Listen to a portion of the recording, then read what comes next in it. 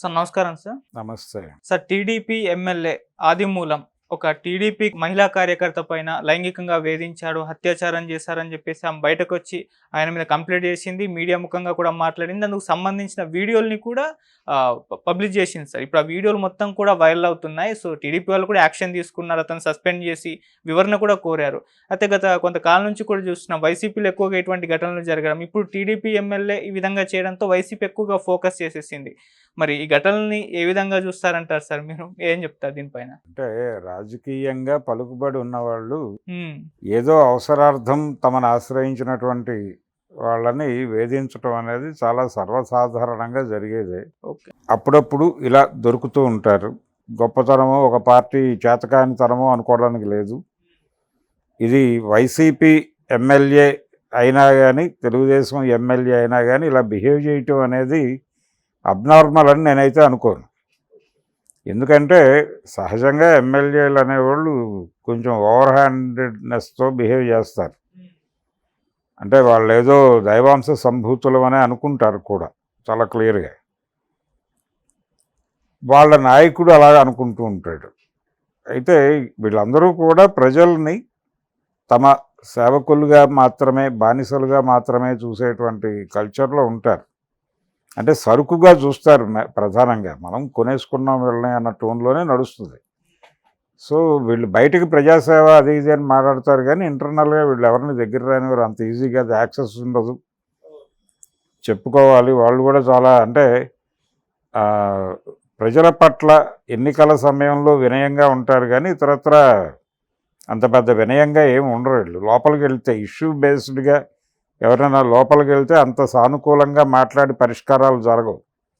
ఏదో పద్ధతిలో వేధింపులు జరుగుతాయి. ఒక దశలో శృతి మించి లైంగిక వేధింపుల దాకా వెళ్ళిన కథ చాలా ఉంది. అంటే అలా వెళ్లకుండా ఉండే నైతికత ఏ పార్టీలోనూ ఎవరికీ నేర్పడం లేదు. ఎందుకంటే ఈ పార్టీలో ఈ టైంలో ఉన్నాడు ఈ ఎమ్మెల్యే. రేపు అతను ఇది బయటకు రాలేదు, రేపొద్దున ఏదో కారణం చేత వైసీపీలోకి వెళ్ళడం గ్యారంటీ ఏముంది? అక్కడ ఇవన్నీ చూస్తారా? ఇవన్నీ పరిశీలించి ఇతని నిజాయితీని లేకపోతే ఇతని శీలాన్ని వీటన్నిటినీ కొలమానంగా చేసి తీసుకోరు కదా. ఇతను క్యాపబిలిటీ ఉందా లేదా, ఓట్లు సంపాదించగల సత్తా ఉందా లేదా, ఆర్గనైజ్ చేసేటువంటి కెపాసిటీస్ ఏంటి, ఏ లెవెల్లో ఇతను మన పార్టీకి ఉపయోగపడగలడు, అవతల పార్టీని కార్నర్ చేయగలడు, ఇదే కొలమానంగా తీసుకుంటారు అంతే. కాబట్టి తెలుగుదేశం పార్టీలో ఇది మొదలైంది, ఇంతకుముందు వైసీపీలో జరిగింది.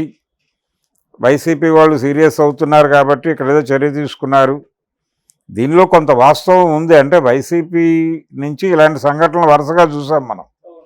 విజయసాయిరెడ్డి ఇన్సిడెంట్ చూసాం, ఆ తర్వాత కూడా 2-3-4 ఇన్సిడెంట్లు వరుసగా నడిచినాయి. ఆ పలాస టెక్కలి ఎపిసోడ్ చూసాం. ఈ వరుస ఇలా నడుస్తున్నటువంటి క్రమంలో ఇప్పుడు టీడీపీలో కూడా ఈ జబ్బు ఉందని తెలిసింది. అంటే ఎవరు పెద్ద అంటే ఒక నైతిక ప్రవర్తనకి గీటురాయిగా ఈ పార్టీ నాయకులు ఉంటారు, ఆ పార్టీ నాయకులు ఉండరు అనుకోవడానికి ఏం లేదు. అందరూ ఒకటే.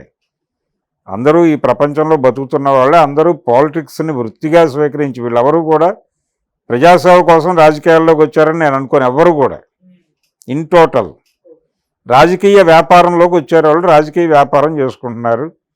ఇందులో కొంచెం ప్రజాసేవ అనేది ఒక ఎలిమెంట్ ఉంటుంది.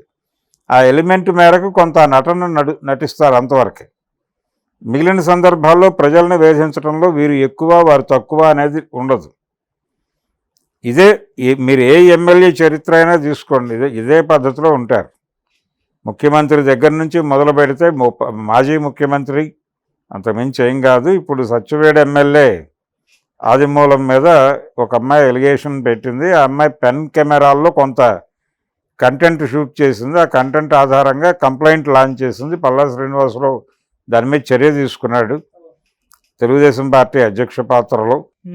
ఎందుకు వెంటనే తీసేసుకున్నారు చర్య అంటే షోకాజ్ నోటీస్ ఇచ్చారు ముందు. చర్య తీసుకోవడం అంటే ఆయన ఏదో తొలగించేయటం కాదు, షోకాజ్ నోటీస్ ఇచ్చారు. ఆ షోకాజ్ నోటీస్కి స్పందించి ఆయన ఏదో వివరణ ఇస్తాడు, రాతపూర్వకమైనటువంటి వివరణ ఇస్తాడు. ఆ వివరణ మీద సంతృప్తి చెందితే ఓకే, లేదంటే కనుక ఫర్దర్గా చర్యలు తీసుకుంటారు. ఆ విషయాన్ని కూడా ఇందులో నోటీసులో చెప్పారు వాళ్ళు. భవిష్యత్తు ఏమిటి, మేము తీసుకోబోయే చర్యలు ఏమిటి అనేది చెప్పేశారు. కాబట్టి అదే నడుస్తుంది. ఇది తెలుగుదేశం పార్టీ ఇజ్జత్ కా సవాల్గా తీసుకుంది ఈ వ్యవహారాన్ని. ఇంత నేరుగా రోడ్డు మీదకి వచ్చేసిన తర్వాత కంటెంట్తో సహా రోడ్డు మీదకి వచ్చాక ఇప్పుడు కాదనో లేదనో మాకు తెలియదనో మాట్లాడేటువంటి పరిస్థితి కాదు. యాక్సెప్ట్ చేసి తీరాల్సినటువంటి ఒక ప్రెజర్కి గురయ్యారు వాళ్ళు. ఒత్తిడి నడిచింది కాబట్టి అనివార్యంగా వాళ్ళు యాక్సెప్ట్ చేశారు, చర్యలు తీసుకుంటామని చెప్పారు, షోకాజ్ నోటీస్ ఇచ్చారు. అక్కడితో ఆగింది ప్రస్తుతం.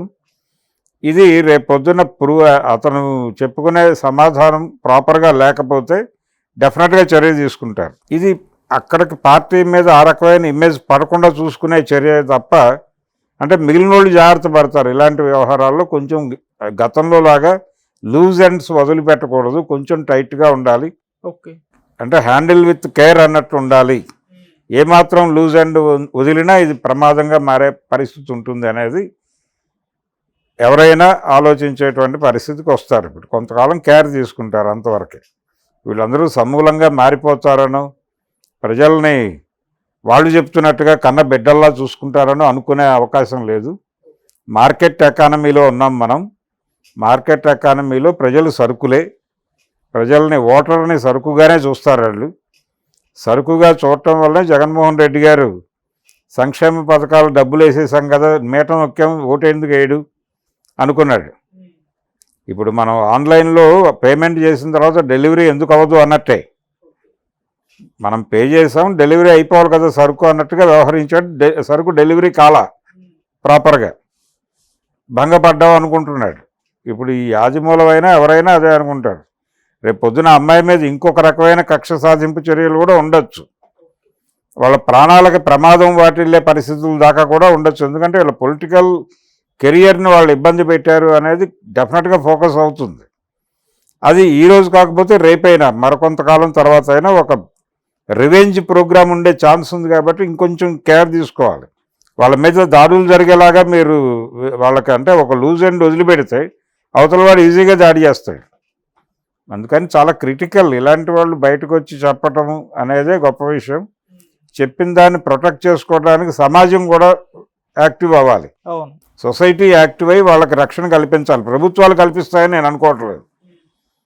డెఫినెట్గా ప్రభుత్వాలు, పోలీసులు విశ్వసించదగ్గ వ్యవహారం కాదు.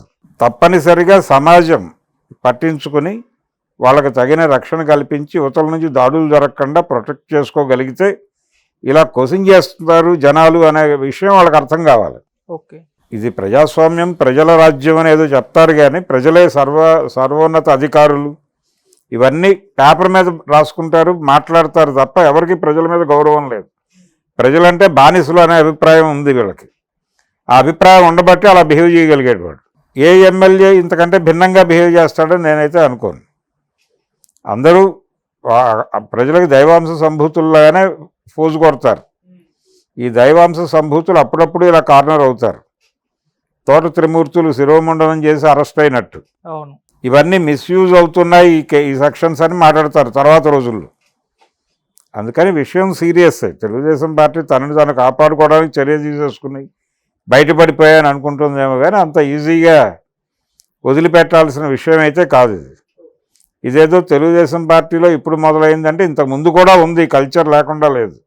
ఎన్టీ రామారావు గారు అల్లుడు అవటం, పార్టీ టోటల్గా తన కంట్రోల్లోకి రావటం అనేటువంటి వెసులుబాటు రీచ్ అక్కడ ఉన్నాడు ఆయన. అలా ఒక పార్టీని నమ్ముకుని ఉండేవాడైతే కాంగ్రెస్లోనే ఉండేవాడుగా ఆయన లేడు కదా. సో ఎవరు గొప్పవాళ్ళేం కాదు, అందరూ ఇక్కడ ప్రజాసేవ ఇదన్నీ బూటకం. ఎవరు అంటే దొరికినవాడు దొంగ, దొరకనివాడు దొర అనుకోవటమే అంతవరకే. అవును సార్. ఒకవేళ సీరియస్గా స్పై చేస్తే చాలామంది దొరుకుతారు. సో ఇప్పుడు రాజమౌళం వంతు వచ్చింది. ఇతని మీద షోకాజ్ నోటీస్ ఇచ్చారు. చర్యలు ఏ లెవెల్లో ఉంటాయో చూస్తే దాని గురించి మళ్ళీ మనం మాట్లాడుకుందాం. Thank you so much. Thank you.